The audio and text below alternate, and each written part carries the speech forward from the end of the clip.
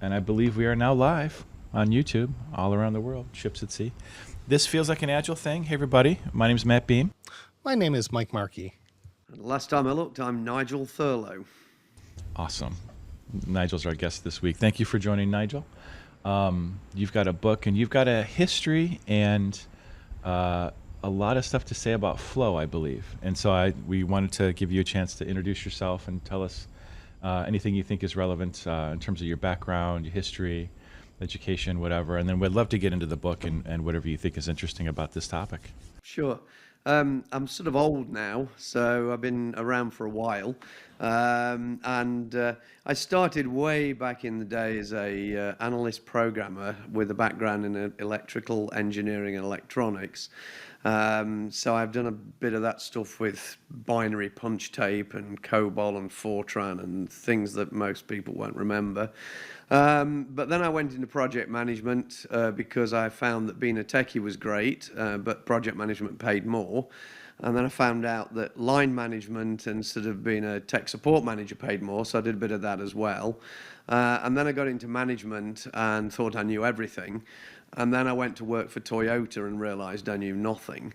And sort of completely relearned everything I knew, and then spent about 16 years on and off with Toyota, as both in consulting roles and as a team member, which is what we call employees at Toyota.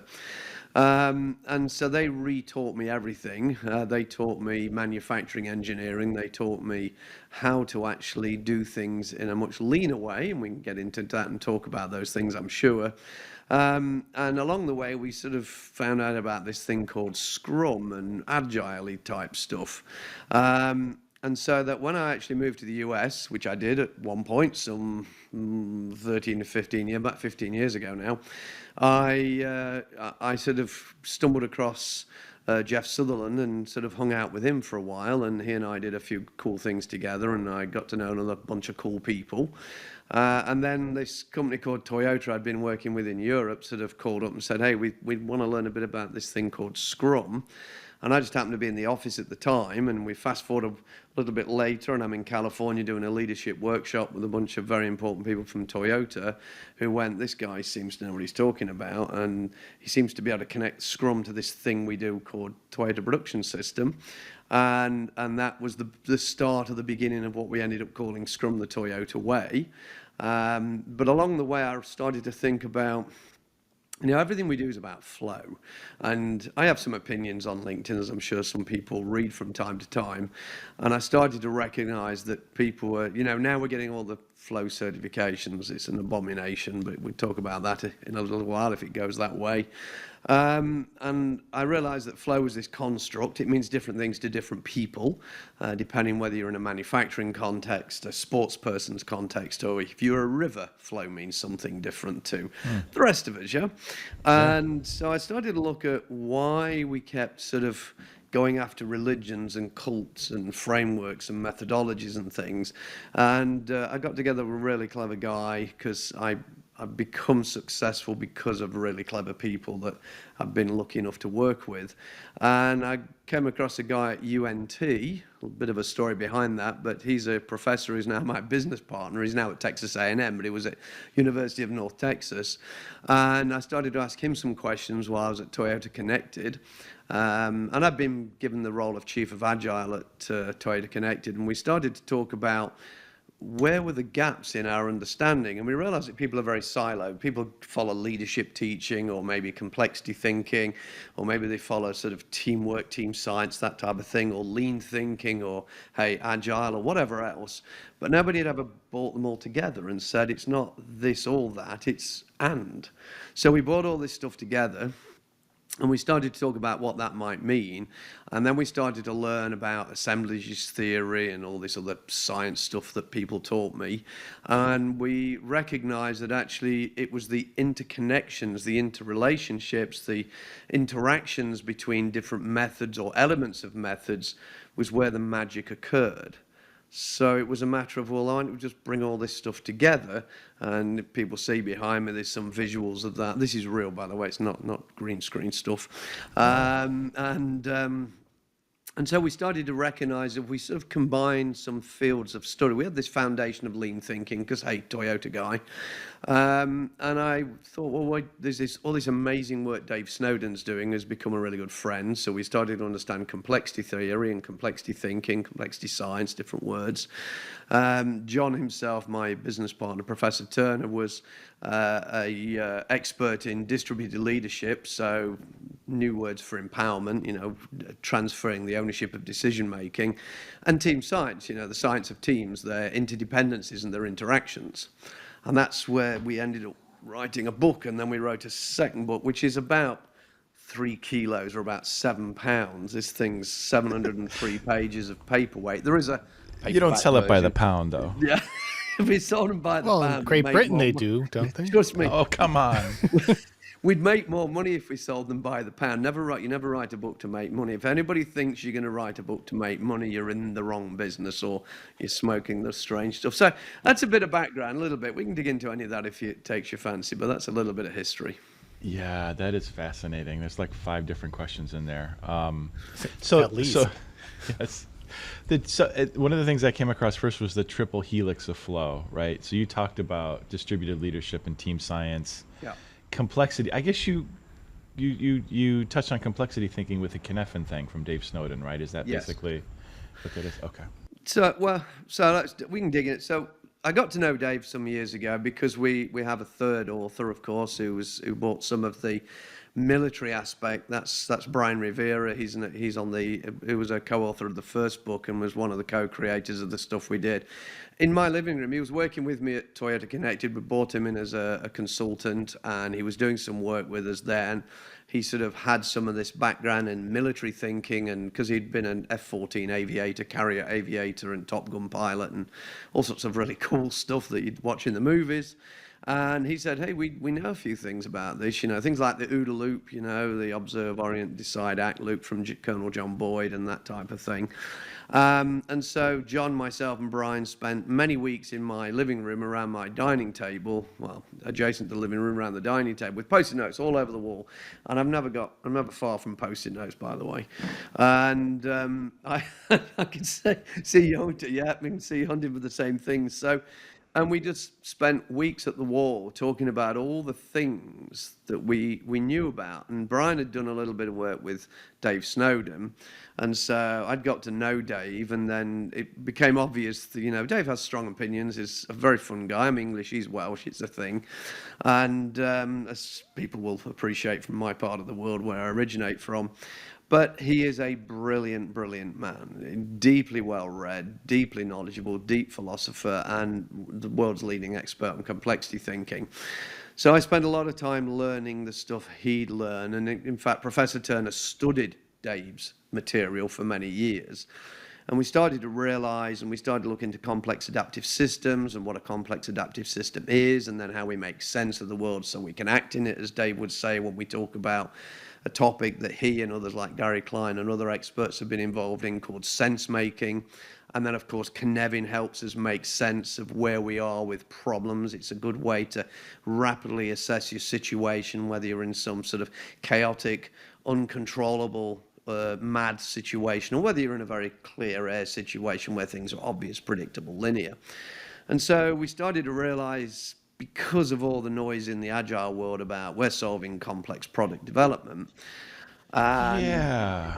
I'm curious how you think people misunderstand or misapply complexity thinking, because I don't know if that's a particularly interesting thing, but I am curious. Well, I work with clients still. I still go to the Gemba, as I would call it, in lean thinking. I work with a lot of really cool clients.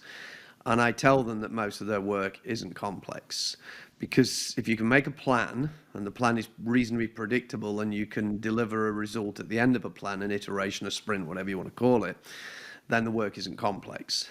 Is it because the link between cause and effect is, if it's apparent that basically it's not complex? So in a complex system, there is no linear cause and effect. So, and take I always use climate change as a good example of a complex problem. Now, some people may deny climate change is a thing, and then we're into wicked problem territory. But Different problem, yeah. yeah, if we assume that we're in, that climate change, there's a thing that's happening. I live in Tornado Alley in Texas, so of course every April, May, we always are cognizant of the fact that these things are spinning up. Yeah. And so if we assume it's a problem, we just accept it's a problem. We can probably agree it's a problem, but we can't agree how to solve it. There's no simple cause and effect. And I live in Texas, big beef capital of the world, and it even exports beef now to China, which is an interesting change because the Chinese were particularly fish eaters. A lot of Asian cultures eat fish, and so, or Far Eastern cultures as well. But now we're encouraging them to eat red meat because it's seen as a luxury product, like a Burberry handbag or something. So now they're starting to eat this luxury product. So there's the cost of getting it there. But then we know that meat production and meat consumption is a major producer of gases that harm the environment, potentially. So here's a complex problem. We may agree there's a problem, but let's ban all cars. Let's ban all devices that use electricity because they cause generation unless everything's green, yada, yada. And let's ban all meat consumption. And I'm a vegetarian. And the link between that and the outcomes is not demonstrated. Is that yes, kind of and that's the point. And the thing is this, that even if you change one thing, other things happen as a consequence. And then you're in. So Dave, if you can't isolate your variables that you're testing, who knows what happens? And Dave has a way of describing things. Everything is entangled, but the impact of change cannot be predicted. So that's when we're in a complex system. The other challenge is a lot of agile practitioners, and not just agile practitioners, but anybody trying to solve problems, consider difficult means complex, and that's not true. Just because it's difficult doesn't make it complex. I see clients who are like, well, should we do a stand? We don't really know what's going to happen if we do a stand-up or not. And it's like they're reinventing all of these methods. It's like, actually, no. We have a really, Al Shalloway talks about this a lot. We know what these things do, right, under conditions. It's really what you should be experimenting on is your product, right? Not the process, right? Because you've got processes that we know how they work. The question is, what are you going to do with them, essentially? Yeah, and so again, when we come back to complexity, I mean, I talk to people about complex adaptive systems, and I don't consider to be a world expert on this. I'm knowledgeable, I've learned some stuff, and I'm able to explain it to other people. But people say to me, what do you mean, Nigel? And I tell them to look in a mirror. Because if the person's staring back at you as a complex adaptive system, that you're unpredictable, that you're not linear, you don't follow a prescribed beginning to an end. You're a mystery to yourself. Yeah, and we never know if somebody, you're never going to get a virus. You never know how the virus is going to affect you, how you're going to get sick. And I use two comparisons in some of the material I present. I show the game of English football, the football, round ball, kick with your feet. Kick with your versus foot. Yeah. An egg you carry in your hands. It never goes down well. Real football as opposed to American football. Yeah, but yeah. So when we talk about English football or whatever everybody calls soccer in the States, is we have positions on the pitch, the field. We have players that have defined roles. Those roles have a defined approach. And we all know what the aim of the game is, to score more goals than your opponent, so you win. But if it was predictable, we wouldn't play the game. And as I said to some people the other week, we just know who'd won, then go have beer. And so, but the minute the whistle goes, you're in a complex adaptive system. It's evolving, emerging, patterns are there, the boundaries are permeable, we don't know what's going to occur, and we're constantly adapting on the fly. Whereas if you step into the manufacturing world and we go to something like the Toyota production system, it's linear, it's ordered, it's predictable, everything is well-defined, well-disciplined, well-planned, even the people are highly skilled and highly trained. Matt? Because the things that you're doing are the same things over and over again, right? Yeah. So there's much less variation in terms of the content or the throughput. Yeah. Well, now you get me started on why you shouldn't use cycle time in Scrum and Agile. Oh, I'm super interested in that. Yeah, actually, we would be interested in that. Hashtag no estimates, probabilistic forecasting, and all that sort of thing, you see. So I think, I wrote something the other day, I think people are misunderstanding what cycle time is in a software development context. I think what they're calling cycle time is actually lead time. And so to give you an it depends on example, where you set the boundaries of the. This is why these things are useful.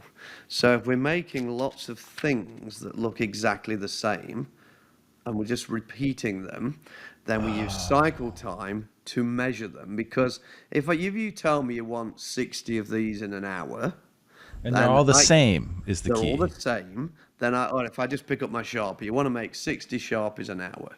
So that's the demand you need. Now, we measure demand in a word called TACT, German word meaning the baton in an orchestra, the conductor in an orchestra uses TAKT, TACT. So that's the demand time. So if we want to make 60 of these in an hour, we have 1 minute per item to make them. That's the demand, the TACT. Now, if I achieve that, that's the cycle time. So when I'm actually measuring the time it takes me to make this, the actual time it takes to make, that's the cycle time. And what you want is cycle time and takt time to be balanced, so they become synonyms, because now we have predictable flow. That's the manufacturing context of flow. So, but what happens when we get this, and we've got a piece of work this big and a piece of work this big?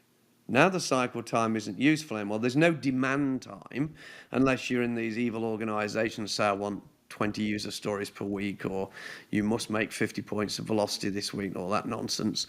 So now we've got things that are of unequal size. And so measuring the cycle time isn't useful, because cycle time is a predictive metric. We're predicting it, because we're saying that this is predictive, it's stable, this variation is very low. But here we have unpredictability and high variation.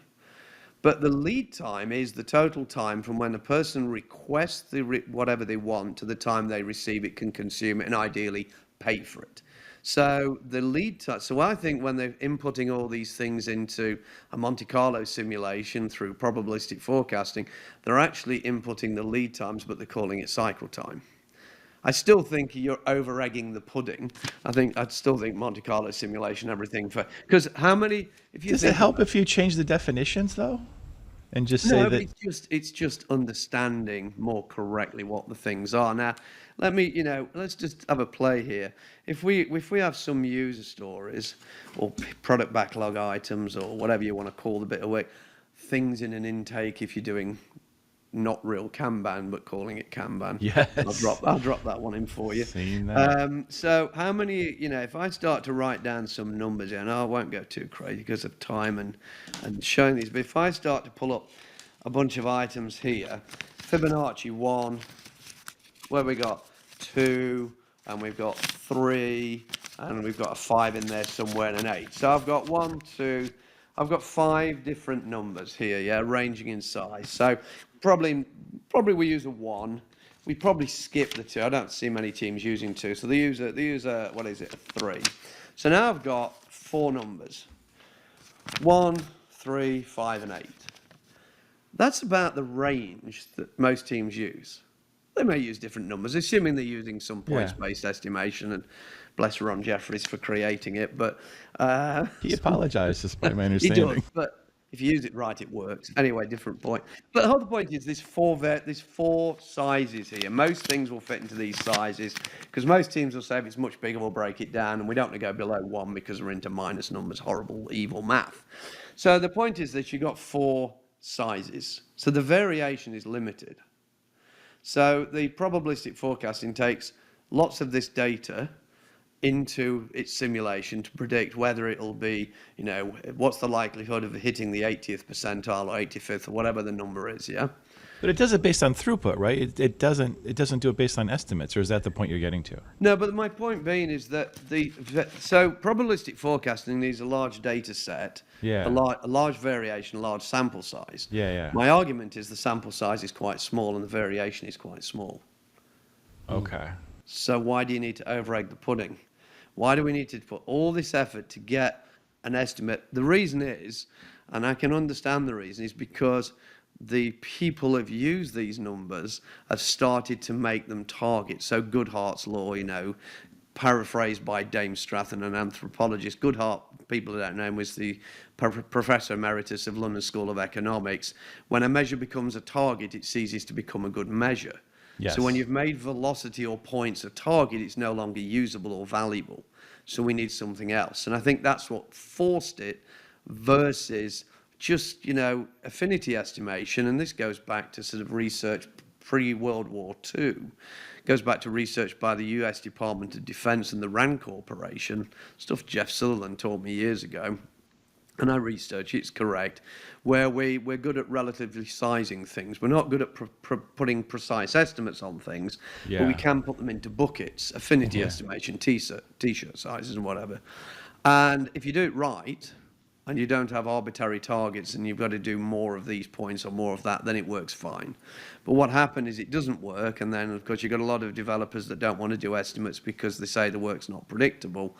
But when you work in real corporations, in real companies, they actually need some idea of when they need a stuff will be prediction. done. They need a forecast. Budget, So what? forecast deliveries. So what do you recommend that those teams do? How do you so like if they need to deliver this scope by, let's say, sometime this fall, and I mean they're almost certainly looking for a certainty date, right? Sure.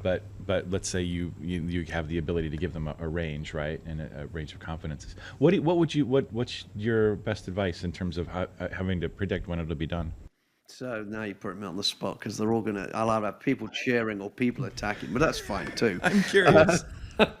So the first thing we've got to understand, and it goes back to the whole the three levers. I'm not going to bore you with iron triangle stuff, but 3 levers. You've got scope, time, cost. Okay, you've got this hidden one called quality. Yeah. So if you compromise on the others, you end up destroying your quality, because if you force scope over time with a certain, and cost and time are intrinsically linked. More time equals more money equals more consumption of resource and things. So, and human effort. So we know time and costs are sort of a reasonably fixed constraint in most organisations, annual budgets, and time is time. I mean, it's a fixed constant. And so scope is our only variable. But if we insist on demanding and fixing scope and aren't willing to budge on that, and we can't alter time is fixed because deadlines are reality. I worked in the automotive business for many years. You can't delay a car launch because you're not quite ready, because You have to deliver the atoms and the material in real, tens of millions of dollars involved in those things. So predictability, or some level of predictability, is necessary. So what you do have control of is scope. Now, assuming you're not going to just scale the organization, and we all know Brooks' law, just throw more people at a late project or all that sort of thing. So assuming we can't do that, and assuming time is reasonably well fixed, and that controls our budget constraints as well, all we can do is be flexible on scope. So the first thing we need to do is understand and accept that if we don't want to compromise on quality. And I was teaching some people in my last week, asked them the same question each group each day. What's the one thing you stop doing? What's one activity that teams stop doing or reduce the activity of when you're running out of time? And I'll give you the punchline, it's testing. So they do less testing because it's the easy thing they can skip, because they've still got to write code, build stuff, but let's ship stuff without fully testing it. And then, we talk about HTAT and stuff of that nature. So I said the reality of it is that we know that we have to change our behaviors. That's the first thing. But for me, it's, I will get lots of people hating me and saying this, but honestly, I just use plain old affinity estimation, and I don't care whether there's points on it or not. Originally, with the sort of no estimates thing, was just count user stories, or just count backlog items. If they're all reasonably sized similarly. Yeah, it'll come out in the wash over time. But you're counting something. Yeah. Even when you're doing all your Monte Carlo simulations and your probability. Right size stories. Yeah. You're sizing something. There is an input to get an output. And I genuinely say to people, look, you've been doing this for a while. Most teams have been doing this thing for a while. You've got a bunch of work you've already done. Yeah. And you know how big it is because you've already done it. Totally. So go print out 100 JIRA tickets, or virtually stick them on Mural or Rally or whatever other tool of demonic possession you use, and go and slap them on a board. And then every time you get a piece of work, it's just relatively sized. It's roughly. Is it one of those, or is it one of these, or does it fit, which bucket is it? This is a 5 because this other thing was a 5, and it's. But I tell support teams especially, or even normal teams, don't size it. Go do it. Size it after you've done it. Oh.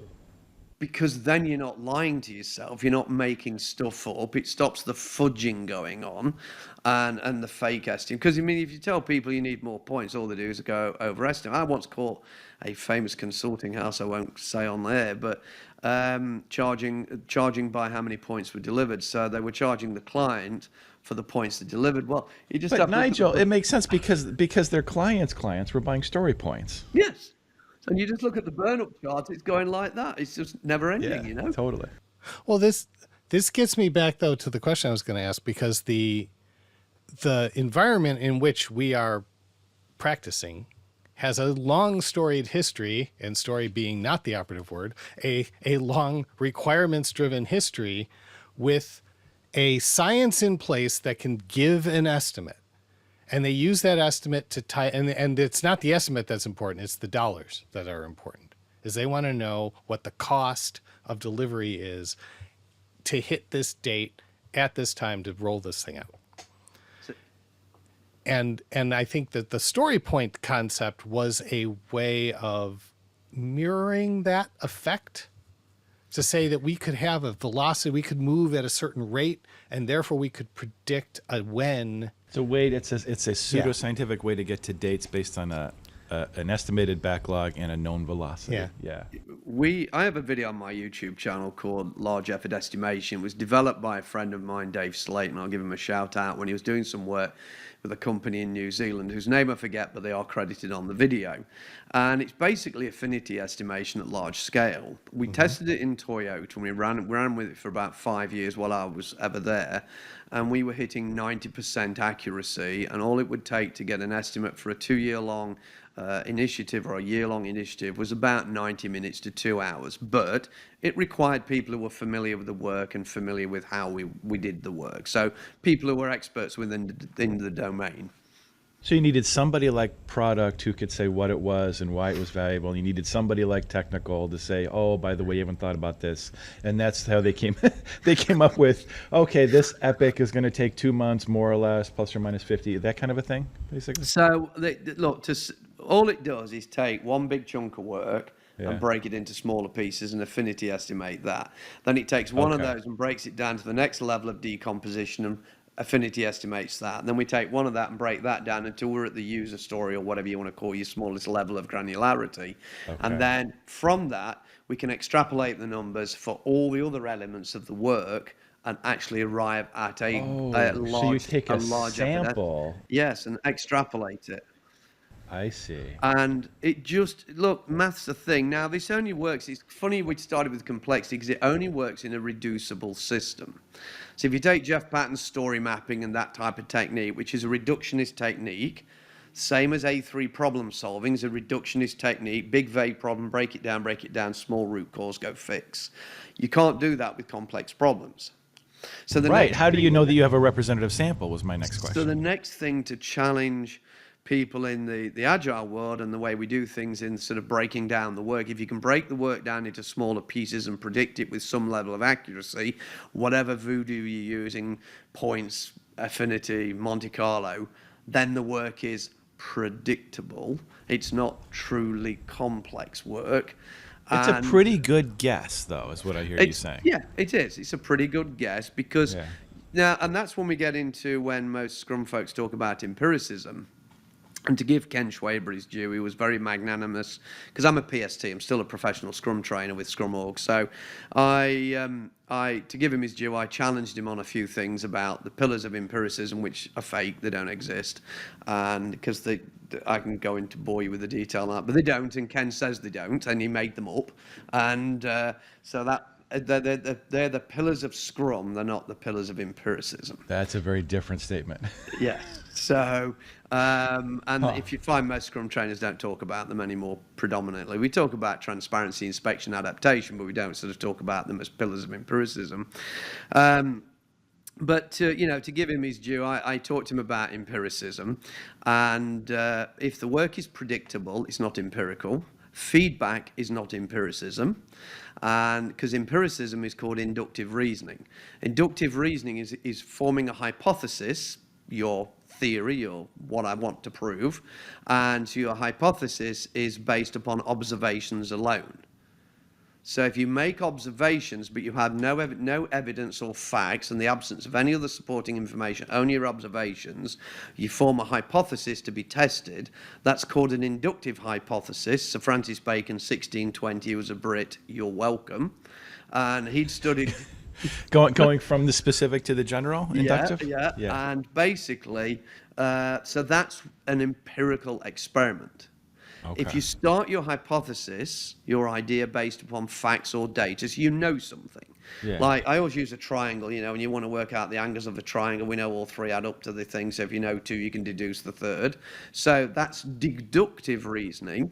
That's forming a hypothesis based on facts or known data, known facts, known information we all agree upon. Yeah. And then there's one more that Dave Snowden talks about a lot, abductive reasoning, which is the logic of the hunches. It's just, you have no observations, you have no facts, you just have a hunch. And you can get, and that's an abductive hypothesis, abductive reasoning, nothing to do with, abducting people. Kind of like what... Well, it's it's going with your gut. It is. And that's so it's funny when we get into all the linguistics and people start trying to make these things. And this is one of the jumping back to the flow system. This is why I did what I did with that with my colleagues, is because when I talk to a lot of people, they lack the fundamental understanding of the things that what they teach or what they practice is built upon. Mm-hmm. And so most Agile practitioners, many Scrum practitioners, lack a fundamental deep expertise and understanding in lean thinking. Because if you talk to Jeff or Ken, they'll tell you Toyota was a big inspiration, a big origin of it, the whole PDCA cycle.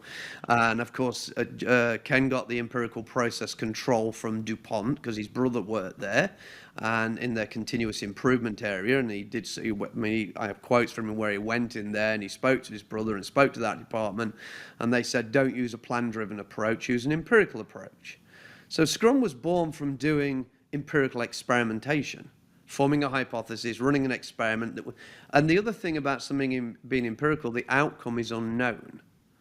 So this is the other key thing. If you're doing experiments, though, the outcome is unknown, and you're testing that, rather than just making a plan for something that's predictable and reasonably obvious. Yeah, I don't think that's how any Scrum Master would describe their sprint backlog. Like they would expect that a lot of this stuff is going to happen. That's why they planned it that way. Well, and they're driven by people who expect something to happen. I mean, I treat sprints like experiments, and we don't say that the outcome is known, but the hypothesis is known. We believe when we do this activity this way, we're going to get an outcome, but we don't know until we get there. And then that's what the retrospective is for. Now we evaluate how good was our guess, what affected the outcome. Could that shape the next experiment? And I want to know if Nigel's going to respond to that, because he gave me a sad smile. No. Okay. Most Scrum is not experiments. Most Scrum is micro planning. It's Totally. Sprint planning is planning a subset of those requirements you're going to implement in a given period of time that's reasonably predictable, and you make a reasonable commitment to actually deliver that in that time. So there's more known than is unknown. Now, software development isn't, mechanical. Things happen, you get tired, you make errors, and you don't always know exactly how you're going to solve the thing we're going to solve. We should talk about AI. I learned something terrifying about AI in the last few days. We'll come to that. Oh, well, Matt is a total AI. I find it fascinating. So, yeah, please divest him of this belief. Yeah, I will tell you something I learned this week. I can't tell you the source, but it terrifies me for future software development and for people doing it. But so the thing is this, that most Scrum isn't treated as experimentation. We're not in rapid prototyping, MVP phase for very long. We're actually in deliver something. Here's a bunch of requirements the entity has, and the entity is known as the business, and so we've got all this stuff they want, and they want it by a certain time. So most Scrum is breaking down a big fat plan into lots of small plans, which we can predict the delivery of. And that's okay if that's how you're using it and what you're using it for, but just be honest about that, and then we can probably have a different conversation and actually move forward. Retrospection is interesting because, please don't play with marshmallow and pasta sticks and sock puppets and things like that in retrospectives. To keep that for something else. But and there's nobody says you can't do a retrospective every day. Totally. Did you learn something today? Is there something to reflect on today? Yeah, I mean, basically, as the military, and I again learned this from my colleagues, the military talk about plan, brief, execute, debrief. So, and we talk about the daily scrum as a daily plan. I mean, they keep changing the language to reinforce that. So we made a plan. We've done some work. Is the plan achieving what we think it was going to achieve? And if not, change the damn plan. So that's retrospection on a daily basis. Yeah. I teach retrospection or retrospectives, if people are doing those, as our point to improve the process. We're looking at sprint review to examine the plan, the work we delivered, the value delivered, get feedback, and to decide what we do next. Because normally what we do next is in the product, or waiting to jump from the product backlog into the sprint backlog, or it's in the intake of the Kanban team, and it's going to get the next thing to get yanked. But without that review, how do we know that we're still going to do the thing that we thought we were going to do? Because that's the whole point of having a review. And then the retrospective says, how did we do the work? Could we improve the work? How were we collaborating together, communicating together? What are the challenges and problems? And I get called into organizations because this whole notion of continuous improvement is a misnomer. It doesn't exist, or we've got Six Sigma folks running around selling Kaizen blitzes. There's no such thing, by the way, as a Kaizen blitz made up by an industry selling belts. But the whole point is continuous improvement. Here's a tip, folks. It's continuous. Yeah. It's not a big bang, hey, let's all get together for 3 days in a room. No. Super expensive meeting. Totally. No, and that's okay if you've got a major thing you all want to work on. Toyota have something called Jishuken, which is management guided targeted improvement. And then you've got Kaikaku, another Japanese word meaning a really big change. So you're going to completely retool or move everything to a new programming language or something. So there's a big change, and we need some planned effort around that.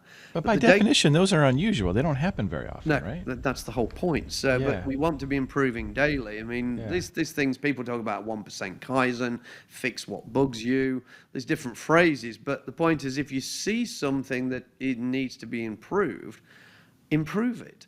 Now, of course, that means you've got to have agency and a voice and permission to do it, and a culture of safety and lots of other things. And you see, if you look back behind, this is why these things come together. Because you start to talk about how teams work together. We talked a lot about understanding complexity and understanding how we do work and estimate it and plan it. Now we're talking about how leadership create the safe environment, enabling environment. And if we're talking about not wanting to have, fixed scope all the time, we talk about leaders' intent derived from commanders' intent, which is management given intent of what they want you to achieve or what they'd like to see achieved. You collaborate and converse about that. You give your intent about how you intend to meet that. Read Dave Marquet, Turn the Ship Around, to get a deep dive into that. And then, of course, we're looking at, well, how do leadership create the right environment, make it safe to fail, allow safe to fail experiments, allow people to put their hand up and pull the metaphorical hand on cord. How do we give them agency and voice, so when they can see the affordances in the things they're doing, they're actually able to own the decision making? And then how do these people we sling together in a big room and call them a team actually become a team? Because being a team isn't just putting people in a group with a bunch of different skills. That's just a bunch of people with the different skills in a group. Right. We now need to teach them to collaborate, communicate, resolve conflict. So that's where the team science aspects come in. So you said something a few minutes ago, Nigel, that you said, I think it was something like Agile practitioners, a lot of them don't really understand lean thinking or the deep fundamentals of it. Yeah. I mean, we've experienced a downturn in the Agile industrial complex recently. Is it, would you say? I like the way you phrased that, by the way. It's a borrowed term. Yeah, it's not original to me. Shout out to but Marcelo Lopez Jr. So Marcelo is somebody I admire a lot, by the way. Just going to say that. Yeah. Oh, me too. Absolutely. I'm not making fun. But would you say that, because I have a theory that we have, as in the Agile community, we have not done a good job of understanding and applying these things. Is this kind of the reason why? Because this is hard stuff. You might need to dip in any part of this theory. Like the missing part of the system you're staring at right now might need something from, and basically what I've seen a lot of Agile practitioners do is install a process, right, and not be sensitive to the context and really be able to do deep analysis. Is that kind of what you think happened? So there's a lot I could say on this, and I'll try and be brief because of, I don't want to absorb all the time, but there's a couple of things. Is people copy Toyota, even in manufacturing, the lean world, and Bobby Miliani and other people write about the sort of the management things, but the challenge is they copy the methods, they don't copy the behaviors. What they're doing, And not why so they're doing it. Toyota is all about lifelong learning. It's about developing people, and the people develop great products. But if you just pull people in with some technical nouns and say, go work harder, and when we're not shipping on time, do Scrum more vigorously, work more vigorously, you're not developing the people. And, you've got to look at companies and how long they actually make for learning, continuous learning within the workplace, other than people just self-teaching by doing. And we do things like on-the-job development, where there's continuous support, coaching, mentoring on the job, as opposed to sort of TWI training with industry, just pop off to a course periodically.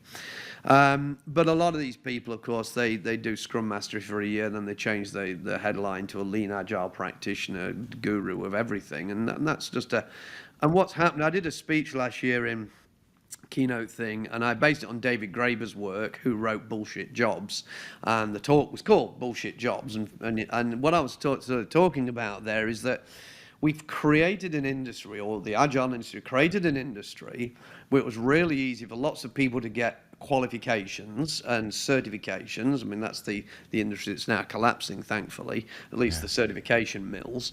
And so then they went into organizations with a bunch of promises because they'd learned a methodology or a framework like Scaled Agile or others, and gone in there, and then the big consulting houses taught and programmed the big companies to buy these things and spend millions of dollars on implementation and training. But somehow it was never connected to outcomes that they measured. That's the point. They didn't know what the problem was they were trying to solve. Right. They were very busy but not effective, apparently. And that's it. And it was funny because I was talking to an ex-McKinsey guy a couple of weeks ago, and McKinsey just got rid of all their Agile practitioners. They no longer are selling Agile, which tells you everything you need to know. It was a fad that lasted for a while. People got FOMO, bought in the big companies, learned all this stuff, but nothing has changed. But companies still have the same problems that they had before this thing cratered, right? Right. The actual market hasn't gone away. So, sorry, Mike, I was going to dip into the lean stuff, Matt. Is that, Go ahead.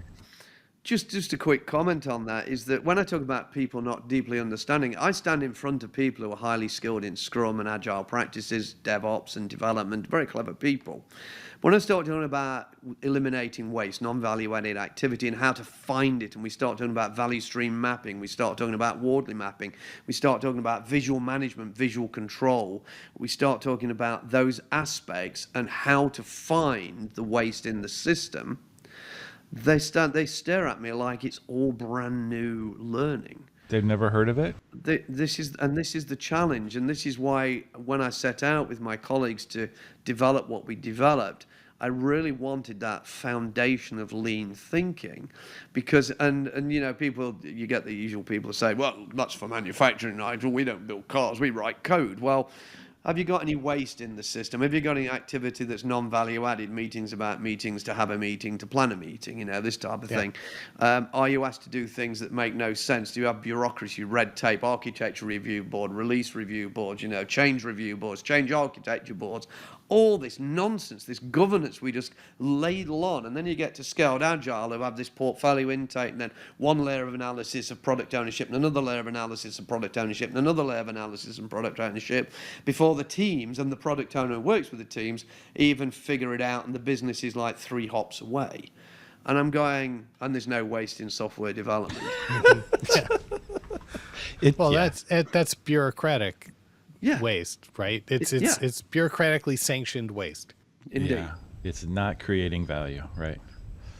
Yeah. Which is where the consultants have a problem, because you're going in talking to management, trying to sell them to stop doing the thing that they get paid to do. Yes. And I did, I have people come to me and tell me, look, Nigel, I'd love to transfer my knowledge and skills into others so we've got more capacity, because it's the hero culture. You're the bottleneck, you're the hippo in the system, the high-paid person's opinion, and you are the constraint. In the theory of constraints, you are the constraint from a bottleneck perspective. Yeah. And how do we expand that? How do we exploit the constraint and actually expand the capacity? Well, that's because you share knowledge, you mentor, you train, you guide, you teach others, so now more people can do what you do. But then the fear is, well, then I'm not valuable anymore, and I'll lose my job. They'll remove me. So now looking back at the wall behind you, so the Flow System Playbook, the triple helix, is that addressing any of this? So this is the key thing. The flow system is not a framework. It's not a prescriptive methodology. It's not a thing you can install and run. No, it's not. And the whole point about it was, the playbook is a bit of, it's like Scrum the Toyota way. It's a play on words. Are we doing Scrum the Toyota way, or are we, or is the Toyota way affecting how Scrum is done? And it was just a play on words. Now, with the playbook, I wouldn't call it clickbait, but it was basically, here's the practical guide to the things we talk about. But this is not a playbook that starts at A and ends at Z, and you go through and you've solved the problem. It's a system of learning and understanding. First of all, understand a level of complexity, thinking what distributed leadership, leaders intent, empowerment really means. Understand how teams become high-performing teams, not just a group of people. Understand some of that lean fundamental stuff. But here's 33, 35 methods that we think might be useful and usable in your context, but I'm not going to tell you which you should use and how you should use. And what I'm going to teach you is how you can make the decision of what to use and how to use them. So it's like an illustration of how to take the theories and apply them in your context? This book's really heavy to hold up, but it has things like 400 images in it. So, and then in addition to that, we've put a bunch of worksheets in it, which you can download from the website free of charge. So a lot of worksheets on psychological safety. So it's a text, which is really a book to teach you enough to be dangerous about the topics. There is the first book, which is much deeper into the theories. There's hundreds of cited references from all the peer-reviewed literature, locations you can go and improve your studies. I had a trainer say to me, in a chat channel, I won't say who or where, recently, what, now you mean we've got to learn lean, and we've got to learn complexity, and we've got to learn this? And I went, well, that's sort of the point, because you're selling your services as a professional coach. Do you want to be an effective problem solver or not? So the whole point of the second book was really to give people a good understanding of things we think might be useful in these different helixes, which when combined, and then we sort of talk about, and a phrase that Dave Snowden uses, the lowest level of coherent granularity. So I'm working with Ivor Jacobson on his product Essence, and I'm working with Dave Snowden on his product Hexy, which takes methods and methodologies and decomposes them into their smallest elements. So Scrum, let's take Scrum. Daily Scrum is a thing based upon the daily stand-up from Toyota. You can take that and use it anyway. You don't have to do Scrum to use the daily If Scrum. you need to make a plan for the day in a team. Correct. Or just, a way that you collaborate and coordinate and you plan as a cross-functional team. But just the same, you could take the retrospective. It's a good practice. And, Scott Tannenbaum talks about retrospection and how if you do these things, proper debriefing, you're actually more effective at your planning. So you can take the concept of a retrospective and use it on its own. You don't need to be doing Scrum to do it. That's what we mean by lowest level of coherent granularity. So when you take the practices in the flow system and other approaches and tools that are out there, you can break them down and then recombine them in your context and find what works for you. It doesn't mean if you use Scrum, you stop using Scrum, but it means that there's all this other stuff that might be valuable. And Scrum is a scaffold. It's a temporary structure to help you establish a rhythm, a practice, an approach. It doesn't mean you need to use Scrum forever. And if you've got people who just follow the Scrum guide, then they've sort of lost the idea of what a scaffold is and what an adaptable approach is. Yeah. So that's the sort of types of things we talk about. It's the assembly of the methods within your context. It's the interactions and the interconnections between them that are a powerful thing. And people need to stop looking at building process. They need to look at the interactions. But if they do any of this without recognizing the behavioral side, and Bobby Mealy and I discussed about, people have beliefs and preconceptions. Well, good luck changing those. I'm not in the sort of convincing business anymore. Yeah. But what we can do is create conditions which guide appropriate behaviors.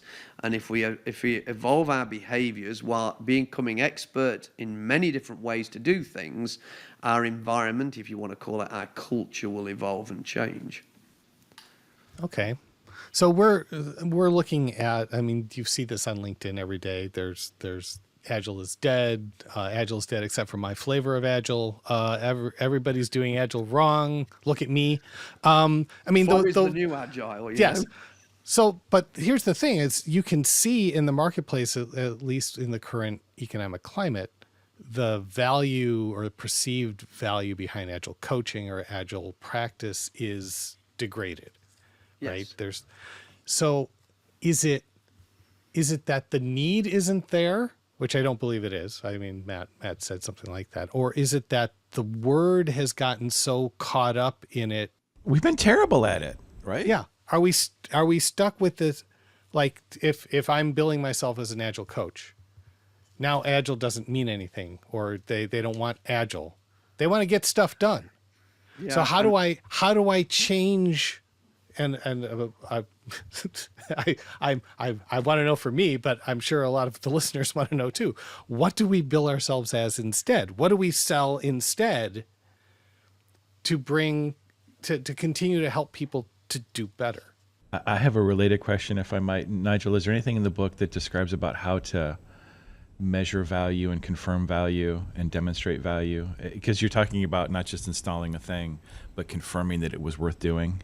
Yes, we do. Yes, there are aspects in there that do talk about value and what value means and how we actually define value and how we define non-value added and the difference between, and then even in non-value added, there's two types of non-value add. There's non-value add, which we can't avoid currently, regulation, the regulatory rules and things we can't avoid. Yeah. But there's the other type of non-value added activity, which is what Mike mentioned earlier, all that bureaucracy that we've allowed into the system. So we talk a lot about what value is, what value isn't, and the flow of value.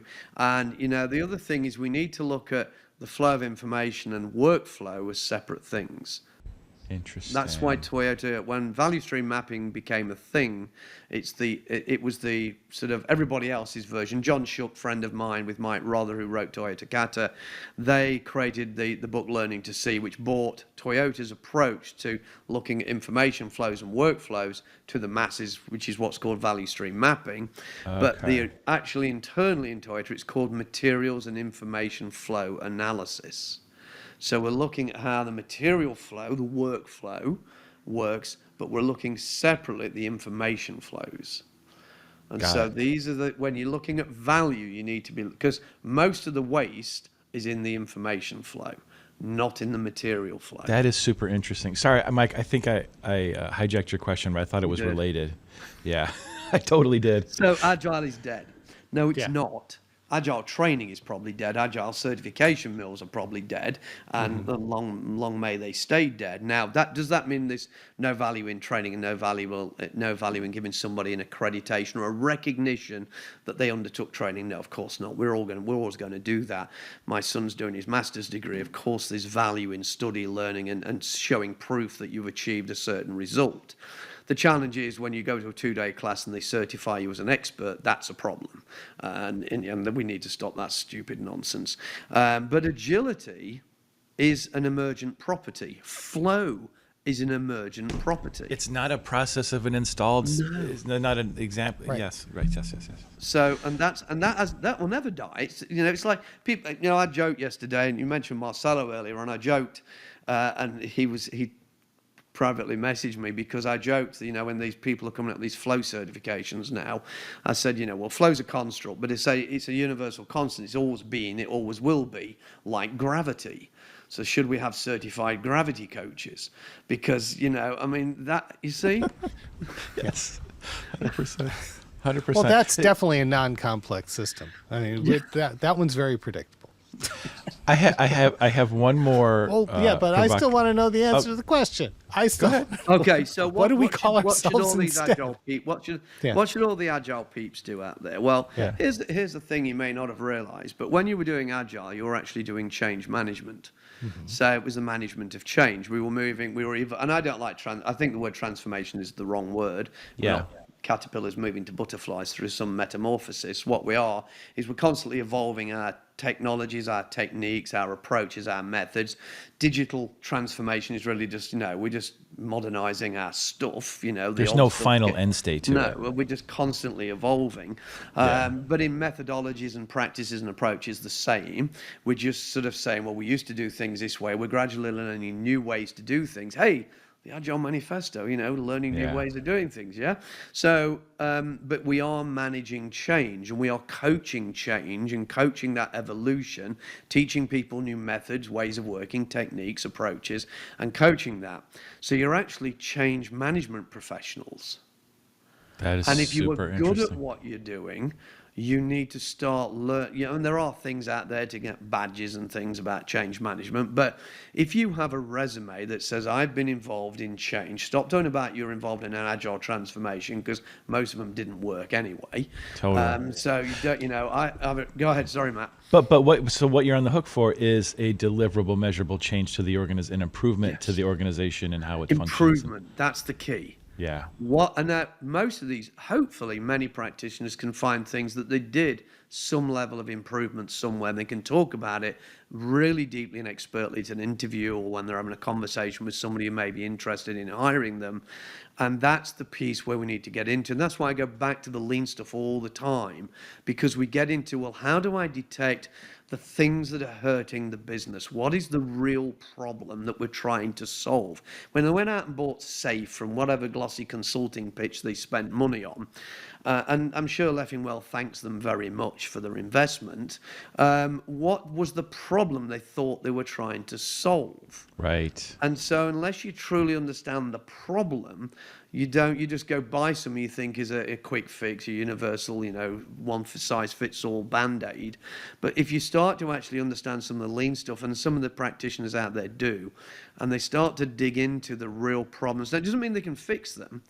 And this is why I say I'm not in the convincing game anymore, because we use a lot of advanced techniques now we've learned when we go into organizations. We help them understand what the real problem is, and we present that, and then they argue with me why I'm wrong. And at that point, we know we don't have a basis to work together. Because you can't really help them, because the problem that they think they have is not the one that you can make any, And they don't want to really deal with the problems they really have. And a lot of it means that they have to change the way they lead, change the way they act and behave as leaders. And a lot of the stuff we talk about in the books and in the work we do is about behaviors and about attitudes. I don't use the word mindset. I think it's another bunch of pseudoscience that's been beaten to death. So we talk about attitudes and behaviors and approaches and how you act and behave towards the work and each other and how you collaborate and communicate. That's what we want. We want better attitudes, better behaviors. And but I think that the conversation has to be, do we really understand what the problem is? And if we don't, we need to do the work to understand that. Are we then willing at that stage to accept that is the truth? And are we willing then to act to actually deal with that? And most things don't need a lot of complex tools and techniques. Most things are pretty basic and simple. If you've got a problem with people not agreeing alignment of priorities, well, then teach them how to talk to each other and view each other's positions and their priorities, and actually get to a point where you can agree what the priorities moving forward, rather than have all these silos and islands of disconnected effort warring with each other. We don't need to go and apply some gigantic reinvention of RUP to solve that problem. We just need to get them together and have a conversation. So this has been super fascinating. We're coming up on the end of the time box. I didn't get a chance to ask you about AI and why that's terrifying. We Yeah. probably don't have time to get into it. Do it in Unless 1 unless minute. it's a minute of I can do it is in it a 1 minute? Do it in a Please. minute. I was Yes. with an organization that has done some amazing stuff with OpenAI and it's going forward, and they're even predicting within 2 years they won't need software developers. And they But they'll- can. They'll the need I- software the- development, though. Well, because it was a news organization, they are collecting petabytes of data globally on a continuous feed. The AI has been taught where it can be asked a question about what's happening anywhere in the world, can pull all that information in, write the news story, and even with Gen AI present the news story. But you go to the point now. I wrote a paper, 35,000 words, took nearly a year to write with Dave Snowden and John Turner. And I put it into ChatGPT the other day, and I said, summarize this so that a 15-year-old will understand it. It took 3 seconds and printed me a side of letter-sized paper, or A4 from my European friends, and it did that in 3 seconds. There is now the technology out there that they're building that will actually write the code and write the code effectively. So I need an application that'll do yada, yada, yada. And if you know the prompt engineering, the function engineering stuff, you can do this, and it will actually start to write the code for you, which a human can just quickly check is correct. But wait until AI tells do that. itself that it needs to do it, and it checks itself. And what I saw the other day tells me this is much, much closer than we ever thought it would be. And that's when you get into all sorts of complex problems like social issues. What are all these people going to do? How are we going to live? How are we going to earn money? How are we going to pay for all these people?